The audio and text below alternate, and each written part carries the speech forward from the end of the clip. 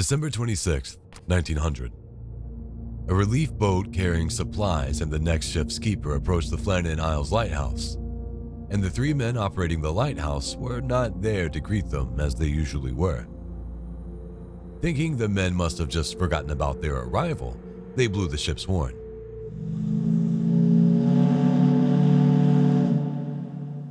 After the three men still didn't come out, they shot a flare to try and get their attention, but again, nothing. So the relief keeper got in the ship's boat and made his way to the shore alone. He hiked up to the lighthouse where he noticed the gate and lighthouse doors were both closed. The beds were unmade, the clocks had stopped, and there was no sign of the three men.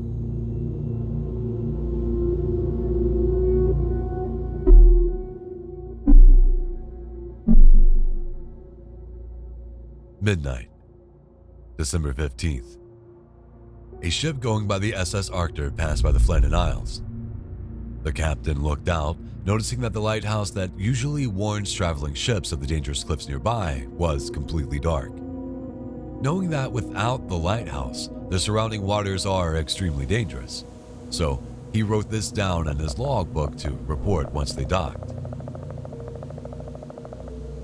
As they sailed, perhaps they just figured the lighthouse was going through maintenance or had run out of supplies, making it no big deal. Because once they docked on December 18th, they never reported the light being out. December 26th. The relief vessel, SS Hesperus, arrived at the Flannan Isles. As the crew looked to the island, they noticed a few things were off. The flagpole had no flag. The provisions boxes were not set out to be resupplied like they always were, and the three lighthouse keepers were not waiting to greet them as they had done every time the relief vessel came. They thought that maybe the men just didn't expect their arrival that day, as they were 6 days past their original arrival date. So they sounded their horn, expecting to see the three men walk out of the lighthouse. After a few minutes of continued silence, they shot a flare, expecting that to get the men's attention. However, this still had no reply, so they sent the relief keeper, Joseph Moore, to investigate further. Moore climbed into the ship's boat and made his way to the shore. He hiked up the 160 steps to see the gate to the lighthouse and the front door both closed, but not locked, so he made his way inside. Inside, he looked for the three men, but only found their beds unmade, and the clocks stopped due to not being wound. Moore then returned to the SS Hesperus, and he and three volunteers went back to the island to man the lighthouse and investigate further. While searching, they found that the oil lamps had been cleaned and refilled, and a set of oilskins, which were heavy waterproof clothing, had been left behind. The men searched the lighthouse and the entire island, but there was no sign of the three missing keepers. Moore then wrote this letter to the commissioners of the Northern Lighthouse Board.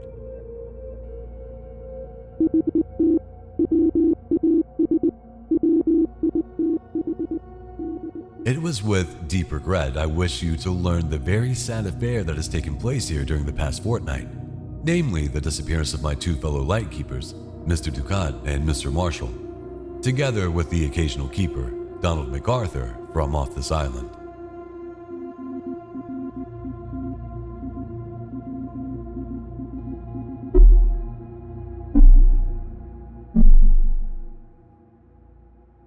Included in the letter was the following.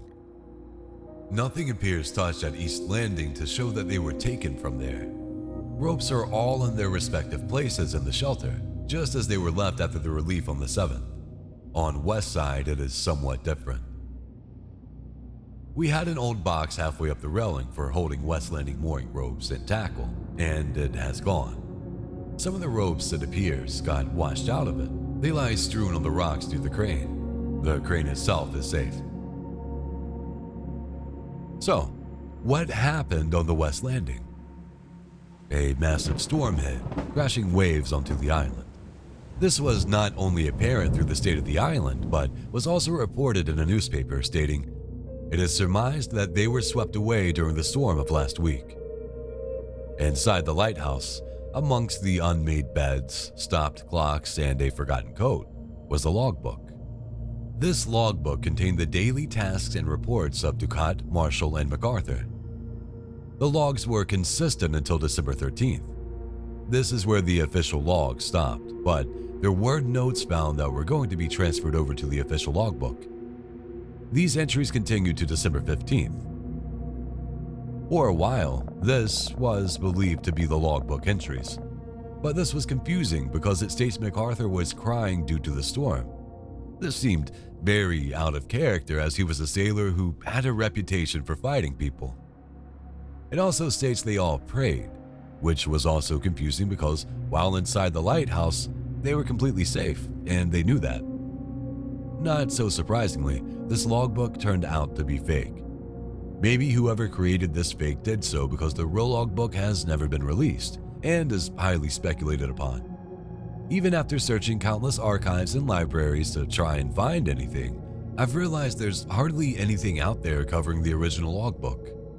The best clue I could find was from the Northern Lighthouse Board's website, stating that barometer, thermometer, and wind conditions were recorded on the morning of December 15th. This was the last entry.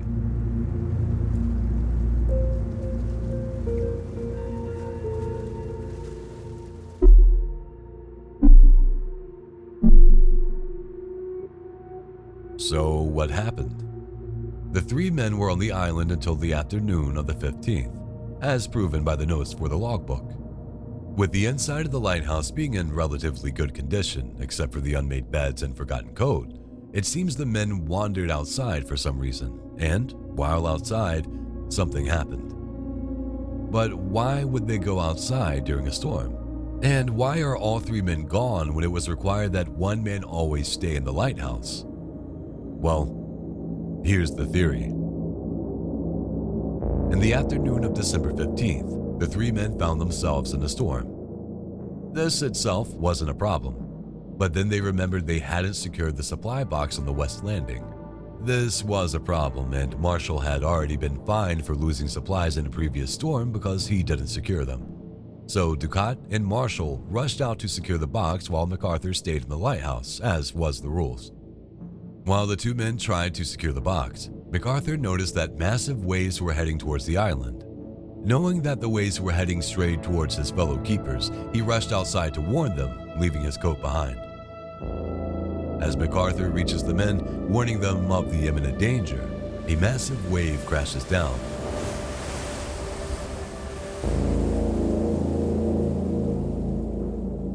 Sweeping the three men away. While this is the most probable theory, it doesn't explain why the front door and gate were both closed. Did MacArthur really shut them in his rush to warn the men?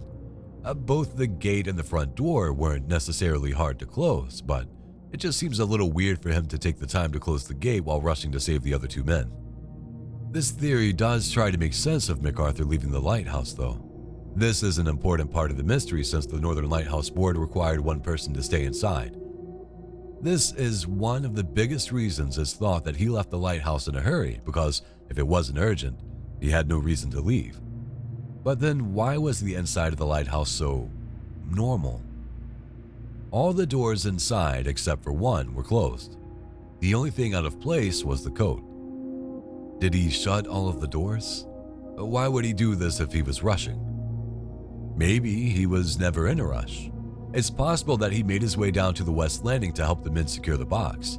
Even though leaving the lighthouse unattended was against the rules, maybe he figured it wouldn't take long and that's why he left his coat behind. Another theory is that the men may have gotten into an argument that eventually got physical. The fighting then escalated to the point that two men were thrown over the cliffside, with the third man either being dragged down with the others or soon following due to guilt. MacArthur did have a reputation for fighting people, but I don't like this theory. Working in an isolated environment can be stressful, but these three men were used to this. There's also no evidence and nothing out of place to suggest that this was the case. Other theories include aliens or sea serpents taking the men. Another suggests that the men arranged for a ship to come pick them up, on which they sailed away to start new lives. But these are pure speculation, as there is no evidence behind any of these claims. The most likely theory is that on the unfortunate afternoon of December 15th, a massive wave swept the men away, leading to the tragic end of their story.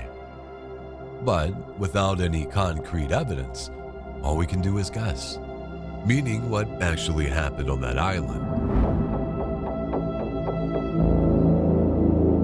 will forever remain a mystery. Thank you for watching. Take it easy.